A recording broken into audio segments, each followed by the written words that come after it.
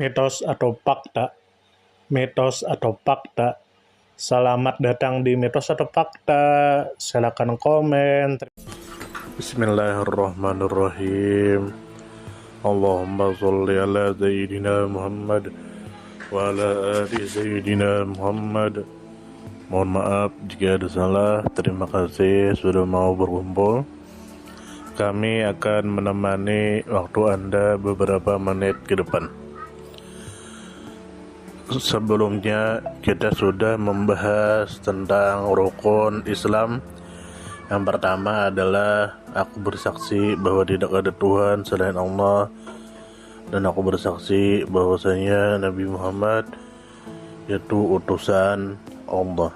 Yang kedua adalah sholat, yang mana sholat seperti yang kita ketahui perbuatan yang diawali dengan takbir dan diselesaikan dengan salam, yang mana ada sholat yang wajib dilakukan oleh tiap-tiap orang seperti sholat subuh, sholat zuhur, sholat asar, sholat maghrib, sholat isya. Seterusnya ada sholat fardu kifayah seperti sholat berjamaah menurut pendapat madhab Imam Syafi'i yang paling kuat, dan sholat jenazah. Selanjutnya ada sholat sunnah dan lain sebagainya. Terus apapun yang terjadi jangan pernah tinggalkan sholat.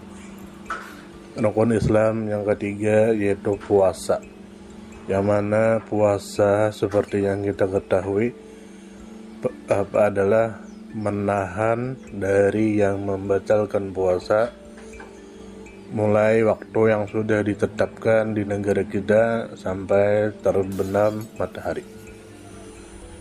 Yang keempat rukun Islam adalah zakat, yang mana ada zakat harta dan ada zakat diri, zakat badan. Dan selanjutnya itu yang terakhir adalah rukun Islam yaitu haji. Haji adalah rukun Islam yang kelima yang diwajibkan kepada setiap orang yang beriman yang sudah balik, tidak budak. Dan begitu juga pelaksanaan ibadah umrah dengan syarat, yang mana orang yang wajib haji itu harus mampu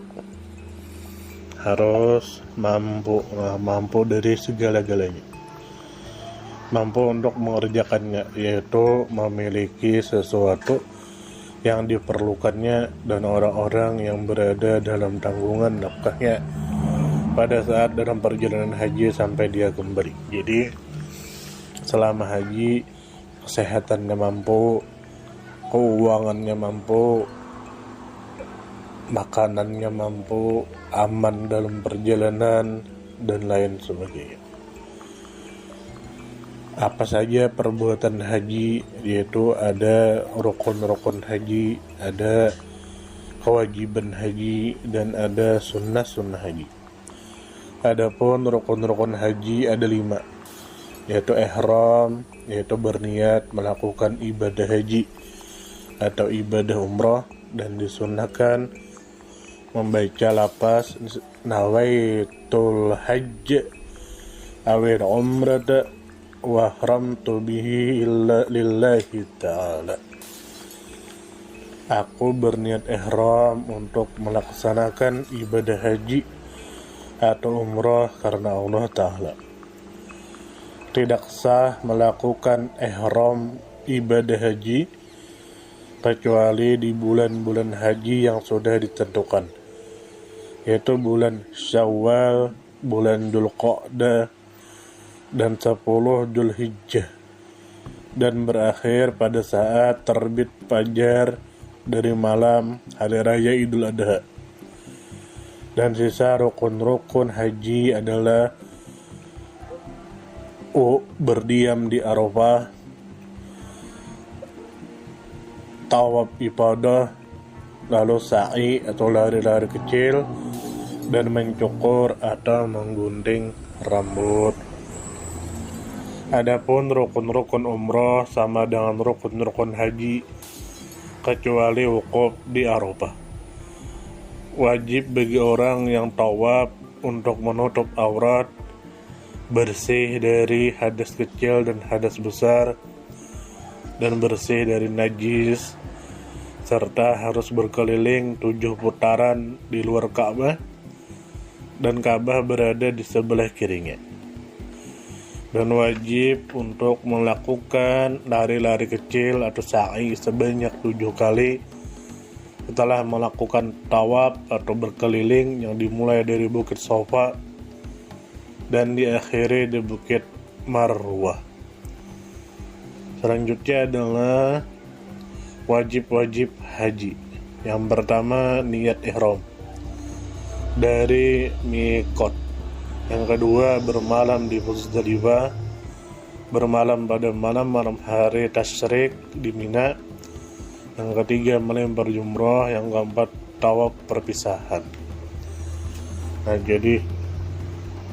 Nah jadi untuk mikot itu sudah ditentukan.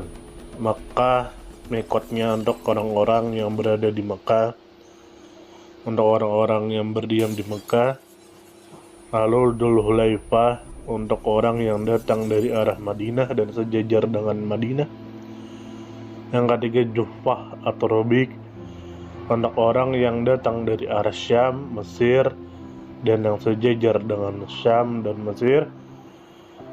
Seterusnya adalah Yalamlam untuk orang-orang yang datang dari Yaman, Indonesia, dan sejajar dengan Yaman dan Indonesia. Selanjutnya adalah Qurunul Manazil, yaitu untuk orang yang datang dari Hijaz dan yang sejajar dengannya, dan Dzatur Irqain untuk orang yang datang dari Irak dan yang sejajar dengannya. Lalu masa dan waktu mikot haji dari permulaan bulan Syawal sampai terbit hari raya Idul Adha tanggal 10 Dzulhijjah. Adapun masa atau waktu umroh lain waktu yang ditentukan pada saat ibadah haji. Adapun tasyrik ialah tanggal Arab 11, 12, dan 13 bulan Dzulhijjah. Selanjutnya, adapun sunnah-sunnah haji adalah sesuatu perbuatan selain rukun dan kewajiban haji. Barang siapa yang meninggalkan salah satu rukun haji, maka tidak sah hajinya, dan ihramnya atau niatnya tidak dianggap, sehingga dia datang kembali untuk melaksanakan ibadah haji dan tidak ada denda selainnya. Ada 3 rukun haji yang tidak hilang selama dia masih hidup, yaitu tawaf, berkeliling Ka'bah, sa'i, lari-lari kecil, dan menggunting rambut. Barang siapa yang meninggalkan sesuatu dari wajib-wajib haji, maka hajinya sah dan wajib bayar denda. Tapi dia mendapat dosa apabila tidak ada halangan. Dan barang siapa yang meninggalkan sesuatu dari sunnah-sunnah haji, maka tidak apa-apa, tapi dia tidak mendapat keutamaan ibadah haji. Lalu selanjutnya adalah diharamkan ketika berhaji bagi laki-laki untuk menutup kepalanya, dan diharamkan bagi perempuan untuk menutup wajahnya pada saat melakukan ihram, walaupun hanya sebagian saja. Dan diharamkan memotong kuku dan rambut saat berhaji, dan diharamkan memberi minyak pada rambut dan jenggot ketika berhaji. Diharamkan memakai wangi-wangian ketika berhaji. Diharamkan melakukan akad nikah ketika berhaji.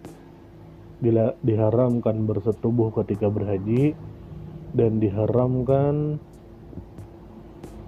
mencium anggota tubuh pasangannya dan lain-lain hingga menimbulkan syahwat ketika berhaji, dan diharamkan membunuh atau menyembelih binatang-binatang darat dan yang liar yang bisa dimakan,